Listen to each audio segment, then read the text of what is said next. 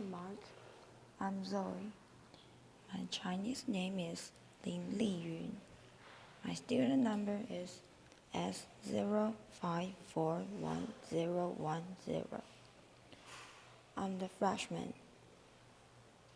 I'm going to record my speech. It's Why You Should Talk to Strangers by Keel Stark. There are things we say when we catch the eye of a stranger or a neighbor walking by. We say, "Hello, how are you? It's a beautiful day, how do you feel?" These sound kind of meaningless, right? And in some ways, they are. They have no semantic meanings. It doesn't matter how you are or what the day is like. They have something else. They have social meanings. What we mean when we say those things is, "I see you there." I'm obsessed with talking to strangers. I make eye contact, say hello.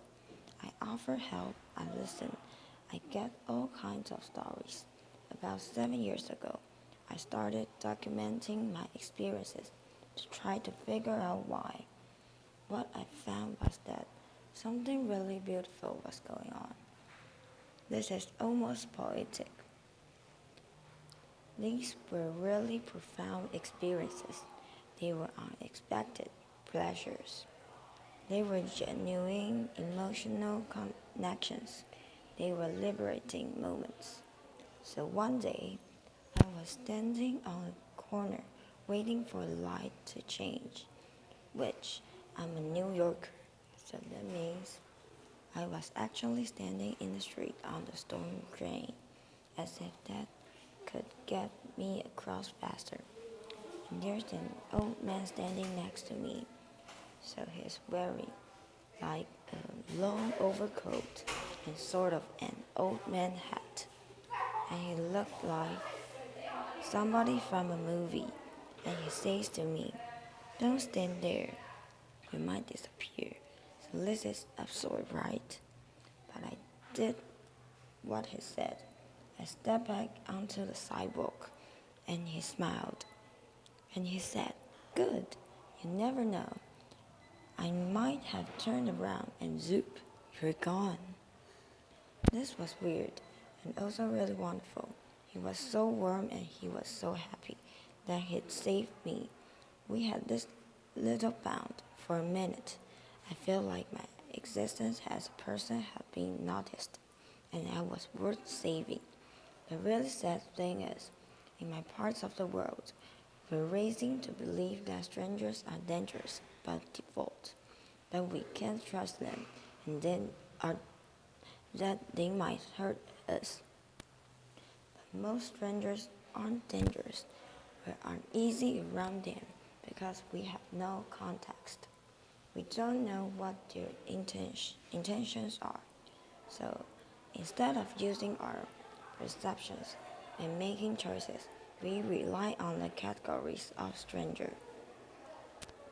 I have a 4-year-old. When I said hello to people on the street, she asks me why. She says, "Do you know them?" I say, "No, they're our neighbor." "Are they your friends?" "No, it's just good to be friendly." I think twice every time I say that to her because I mean it. But as a woman, particularly, I know that not every stranger on the street has the best intentions. It is good to be friendly, and it's good to learn when not to be. But none of that means we have to be afraid. There are two huge benefits to using our senses instead of our fears. The first one is that it liberates us. When you think about it, using perceptions instead of categories is much easier said than done. Categories are something our brains use when it comes to people. It's sort of a shortcut for learning about them. We see male, female, young, old, black, brown, white, stranger, friend, and we use the information in that box. It's quick, it's easy, and it's a road to bias. And it means we're not thinking about people as individuals. I know an American researcher who travels frequently in Central Asia and Africa alone. She's entering into towns and cities as a complete stranger. She has no bounds, no connections. She's a foreigner. Her survival strategy is this: get one stranger to see you as a real, individual person. If you can do that, it'll help other people see you that way too. The second benefit of using our senses has to do with intimacy. I know it sounds a little counterintuitive. Intimacy and strangers, the least quick interactions can lead to feeling that sociologists can call fleeting intimacy. So, it's a brief experience that has emotional resonance and meanings. It's the good feeling I got from being saved from the death trap of the storm drained by the old man, or how I feel like part of a community when I talk to somebody on my train on the way to work. Sometimes it goes further. Researchers have found that people often feel more comfortable being honest and open about their inner selves with strangers than they do with their friends and their families. That they often feel more understood by strangers.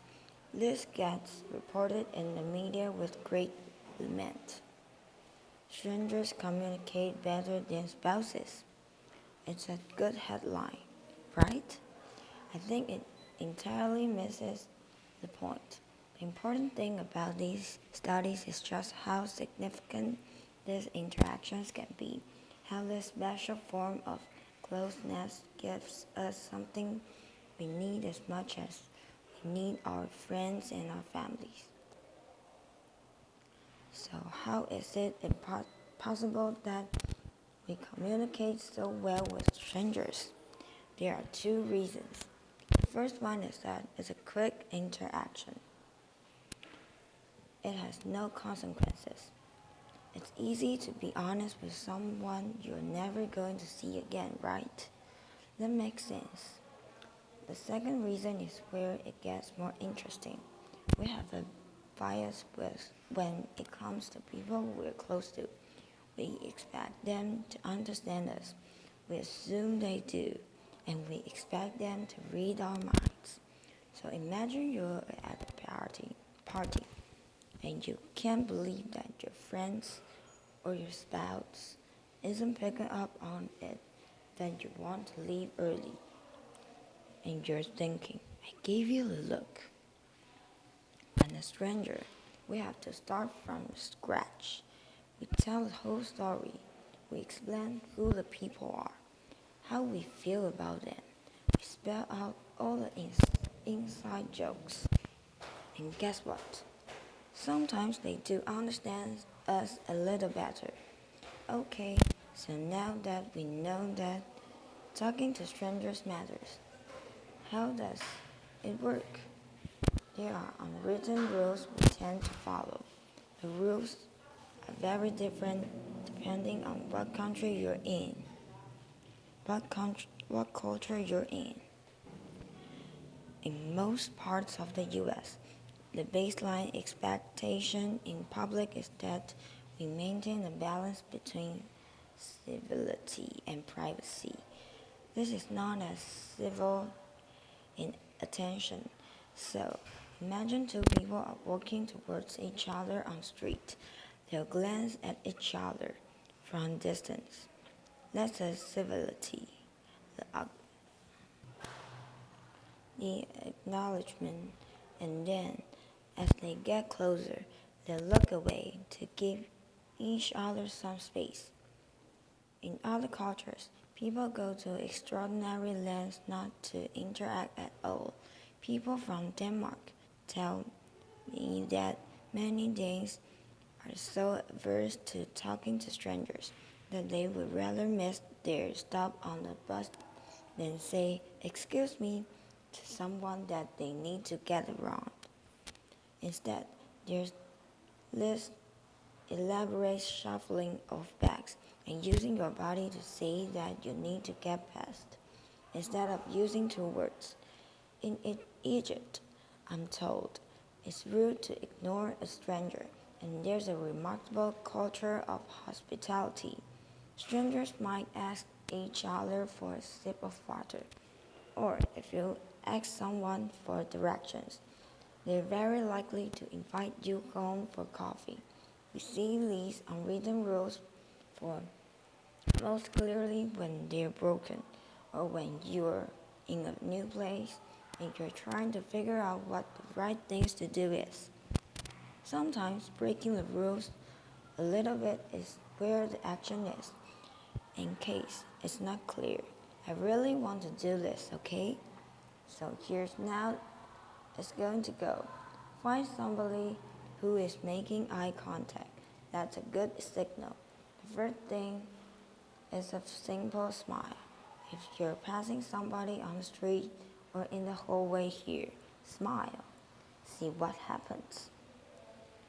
Another is triangulation. There's you, there's a stranger, there's someone third thing that you both might see and comment on, like a piece of public art or somebody preaching in the street or somebody wearing funny clothes. Give it a try. Make a comment about the third thing and see if it starts a conversation. Another is what I call noticing. This is usually giving a compliment. I'm a big fan of noticing people's shoes. I'm actually not wearing fabulous shoes right now, but shoes are fabulous in general. And they're pretty neutral as far as giving compliments goes. People always want to tell you things about their awesome shoes. You may have already experienced the dogs and babies principle. It can be awkward to talk to someone on the street. You don't know how they're going to respond, but you can always talk to their dog or their baby. The dog or the baby is a social conduit to the person, and you can tell by how they respond whether they're open to talking more. The last one I want to challenge you to is disclosure. This is a very vulnerable thing to do, and it can be very rewarding. So next time you're talking to a stranger and you feel comfortable, tell them something true about yourself, something really personal. You might have the experience I talked about of feeling understood. Sometimes in conversation, it comes up. People ask me, "What does your dad do?" Or, "Where does he live?" And sometimes I tell them the whole truth, which is that he died when I was a kid. Always in those moments, they share their own experience of loss. We tend to meet disclosure with disclosure, even with strangers. So, here it is. When you talk to strangers, you're making beautiful interruptions into the expected narrative of your daily life and theirs. You're making unexpected connections. If you don't talk to strangers, you're missing out on all of that. We spend a lot of time teaching our children about strangers. What would happen if we spend more time teaching ourselves? We could reject all the ideas that make us so suspicious of each other. We could make a space for change. Thank you. Applause. This is the end. Thank you.